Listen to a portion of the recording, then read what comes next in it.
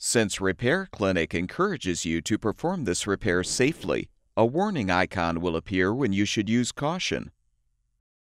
Before you replace the light switch in the refrigerator compartment, be sure to unplug the power cord.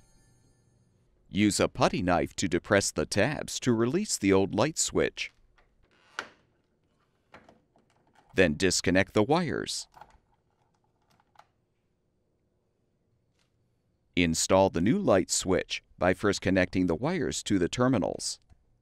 Then align and snap the new switch into the panel.